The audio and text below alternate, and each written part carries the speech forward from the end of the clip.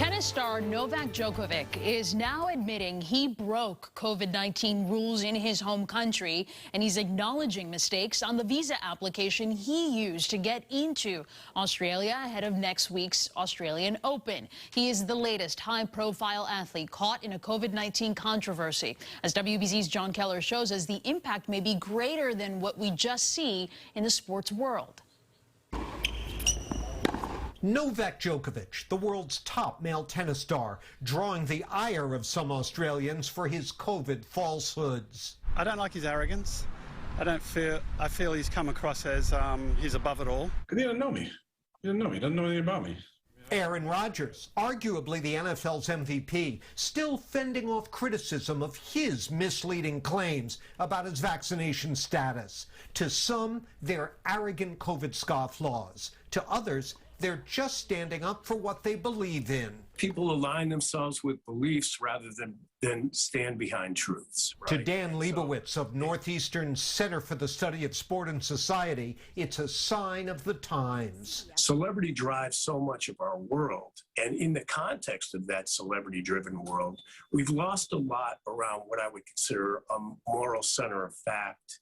And we've moved more into a post-truth era of beliefs. You see it in politics, where campaigns are often more about choosing up sides based on image and perceived character than about issues and policies. And in this polarized, politicized pandemic, celebrity behavior that wouldn't be tolerated from an ordinary Joe or Jane becomes just another thing to argue about on social media.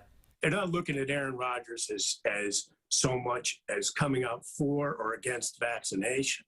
They look at him as someone that stood up for something he believed in. And we tend to elevate the status right now of people that seem to be consistent with our own beliefs, rather than try to look at those beliefs against the backdrop of what would the betterment of society look like, or what is collective betterment.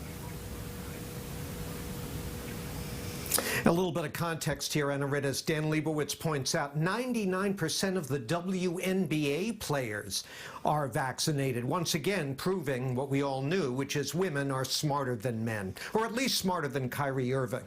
John Keller, you said it first. All right. Well, sports stars are oftentimes thought of as role models for some. We're talking in this case about someone who has an international platform. Is that a potential problem? You know, some people are disappointed about that, but Charles Barkley, 30 years ago, the former NBA great, said it best: just because I can dunk doesn't mean I should be helping raise your children. And I think that's probably the best way to look at it, Anna Ritt. John Keller, as always, thank you so much for your insight.